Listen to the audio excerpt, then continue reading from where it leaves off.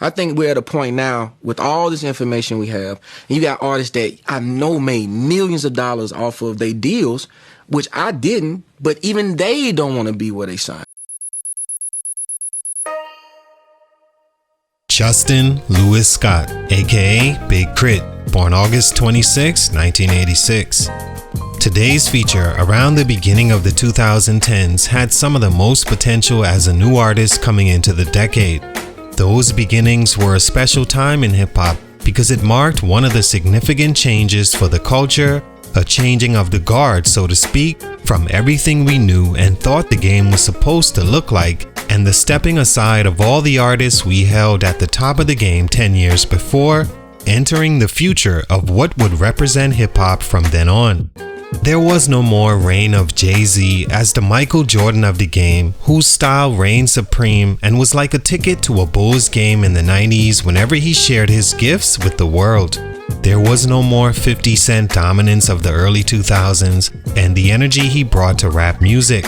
No more infatuation with traditional rappers whose words we hung on to, dissecting every bar and rating artists for how they performed in that area. Then Drake happened and eased our ears to melody mixed into rap and brought a balance hip-hop didn't know it needed until he became the face of the game. Chief Keef and the aggressive, violent, but actual violence drill music was knocking on the door. The Smokers were also ready to resurge in a big way, and everything else just kind of formed around those three things, and here's what hip-hop became. Melodic, self-detrimental, and highly off the influence to where it's normal to be the user and not the consumer. Vastly different than it was back then. If you weren't an artist that fell close to one of these new directions in hip-hop, then you had to be really talented or creative enough your work could stand on its own without the trend nudging it forward. So the Kanye West, Kendrick Lamar, J. Cole's of the game still could compete and dominate whenever they released. Big Krit was a young artist falling into that creative enough to stand on their own lane and expected to blow up right along some of the trendy artists and ones who could create from scratch like he could, and by now be seen as one of the pillars of change for the 2010s. When Drake, Cole, Kendrick, and Wiz ascended to the top and became those pillars, Big Krit just kinda stayed put, growing horizontally till eventually the potential was gone and the era moved on. Now the younger soul of what they at the beginning of the decade were influencing became the new faces that will influence the upcoming generation of whatever hip-hop will look like. Is it over for Big Krit? Music never stops, but why didn't he have the same success as his peers back then, growing into his own superstar? Let's talk about it. It's your boy JC, Stunted Growth Music. Let's get it. Take a minute to like, subscribe, and comment on who I should do next. Big Krit is a rapper from Meridian, Mississippi that's been into music since a young child. He grew up playing instruments like the tuba in the school orchestra, and at 12 years old began rapping in search of his own way in music. Heavily influenced by Southern acts like Outkast, Goody Mob, and 8 Ball and MJG, also producers like Pete Rock, Jay Dilla, and Ninth Wonder that showed him he could also produce his own songs as a way to make money, but also because he couldn't always pay for beats. He found a song maker on the Sony PlayStation and began his producing journey. By 18, he knew rap was the path he wanted to follow. He released his first mixtape shortly after in 2005 and another the same year. He'd do so until he built enough to sign a record deal in 2010.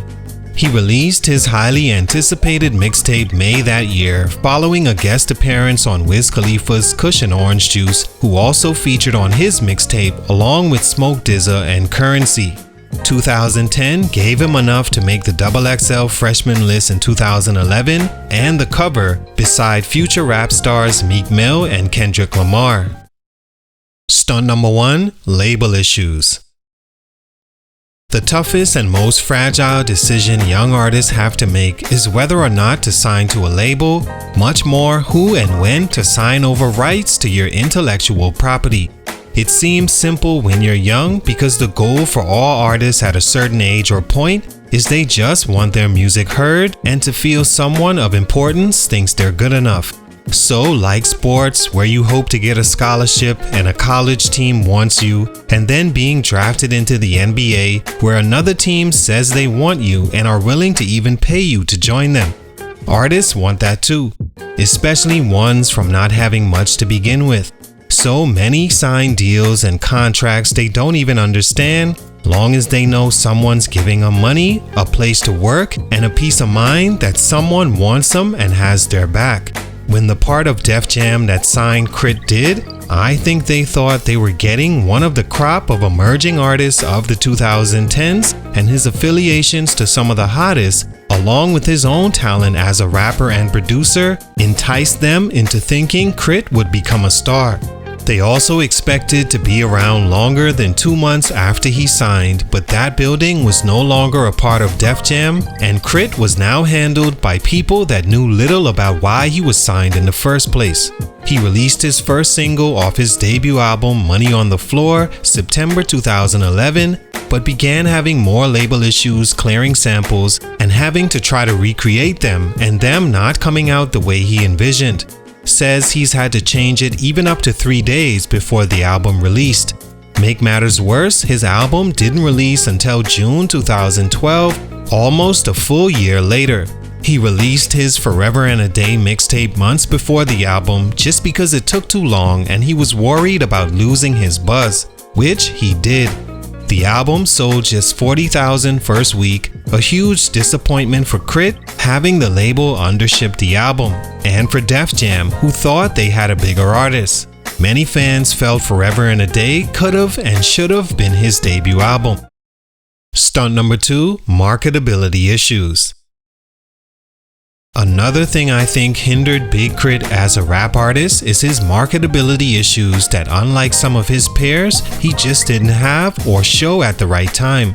One underrated characteristic that can make or break artists, or mean the difference between an artist that sticks around and one that passes by night, is charisma. Some don't have any, some have just enough, and some have a bit too much to where it comes off arrogantly delusional. Take Tekashi 6ix9ine, an artist whose music I never really liked or thought was even good, but he blew up into the biggest hip-hop artist at one point. Take away the telling and the music, 6ix9ine has charisma. People like him, flock to news about him still, and followed/acted on what he did musically, even if poor quality. Every popular artist that also has a certain amount of fame and notoriety, they all have charisma that makes fans buy in. K.R.I.T wasn't controversial, he didn't make a lot of noise, his interviews weren't groundbreaking, and his fans knew he was dope but never really acted on his behalf and bought his music, which is why his albums didn't perform well in sales, leading to less push from the label, leading to less publicity. Image matters. Charisma and newsworthy personality cause fans to choose you to lead the curation of their life's music. K.R.I.T wasn't the most marketable. Stunt number 3, the wrong era. When I think about Big K.R.I.T, for some reason my mind wants to pit him as an older rapper from an era of guys like 8 Ball and MJG, Outkast, late 90s South, possibly early 2000s Mike Jones era South. Instead, he's of the 2010s. An era where, with social media, that image we spoke about earlier matters. It matters how well you control the media and your followers. It matters how many you have. It matters how you look and dress. Can you or do you have influence ability? Do you set trends, break records, sell? All matters in K.R.I.T's era, especially on the latter parts like now. Maybe in an era where the labels did all the work for you and you as an artist can go away and be tucked for half the year with work, or an era image didn't always matter so much. His music also has an older southern feel that doesn't always stand out with the newer generation. K.R.I.T would be dope in the early to mid 90s, same with the late 90s or early 2000s, but 2010s and beyond, other more suited artists left him behind. All in all, K.R.I.T is still a dope artist that's really one of the few real artists you can tell loves and really does music.